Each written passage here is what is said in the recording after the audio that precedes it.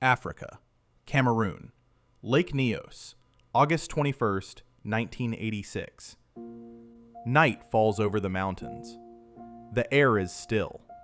The lake is calm, but beneath that mirror of water, something waits. A soundless catastrophe begins. A single breath of gas escapes the dark. Invisible, cold, deadly. It drifts through the valleys and steals the air itself. No flames, no warning, only silence. 1,746 people, gone in their sleep. What could turn a lake into a killer?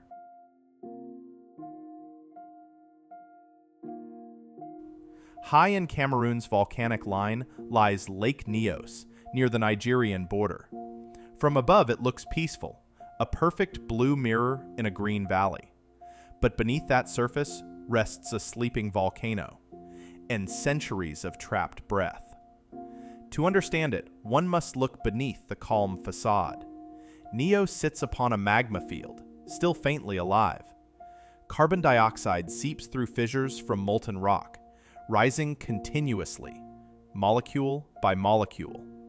Over decades, that gas dissolves into the cold, dense layers at the bottom, creating a charged reservoir, a natural bomb that no one can see or hear ticking.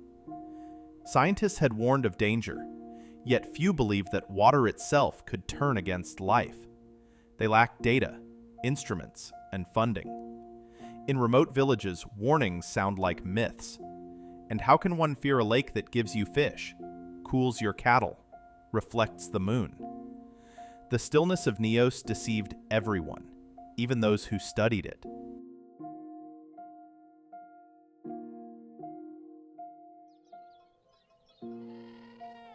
"9:30 p.m. A low roar echoes from beneath the lake. The surface churns. A white cloud rises and spreads across the sky. Then, silence.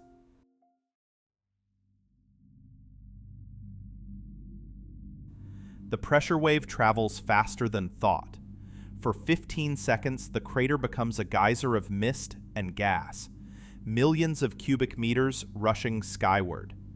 In moments, the cloud expands, cools, and falls. It moves like water flowing downhill, hugging the contours of the valley, rolling silently across fields and rivers. Wherever it passes, oxygen disappears. It slides down the slopes, slow, steady, merciless. People collapse where they stand. Animals fall mid-stride. Fires keep burning.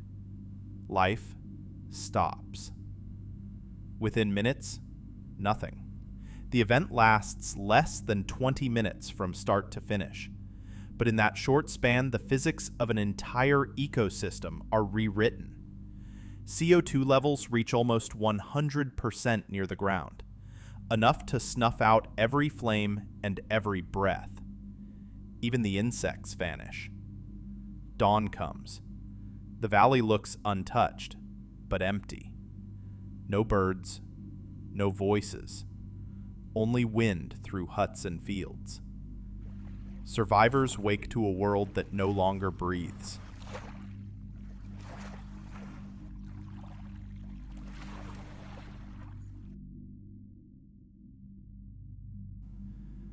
"3,500 cattle lie still in the grass.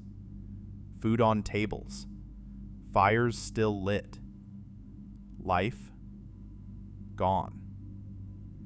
It was as if the air itself had died.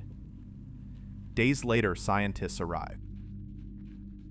An invisible gas, born in the planet's lungs, erased a village in minutes. Yet from that loss came knowledge. Knowledge that now protects millions. Out of tragedy, humanity learned to listen to quiet signals, temperature gradients, gas concentrations. A limnic eruption is not an explosion of fire. It is an eruption of air. Deep inside the lake, Cold water holds enormous amounts of dissolved carbon dioxide. Over years, the gas builds up, layer after layer, trapped by the weight of the warmer water above. When something disturbs that balance, a landslide, strong wind, or heavy rain, the deep water rises. Pressure drops, the gas escapes as bubbles, and those bubbles pull even more gas-rich water upward. The process feeds itself, accelerating in seconds. The lake literally turns over.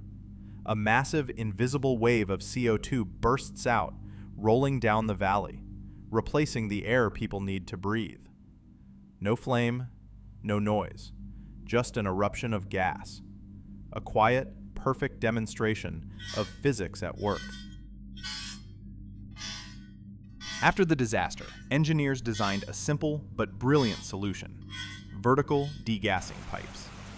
Each pipe reaches from the lake surface down to the deepest layer, nearly 200 meters below, where the water is heavy with carbon dioxide. At first, pumps push that deep water upward. As it rises, pressure drops, and the gas comes out of solution, forming countless bubbles. Those bubbles make the column lighter, and the flow becomes self-sustaining, a constant upward stream powered by the gas itself.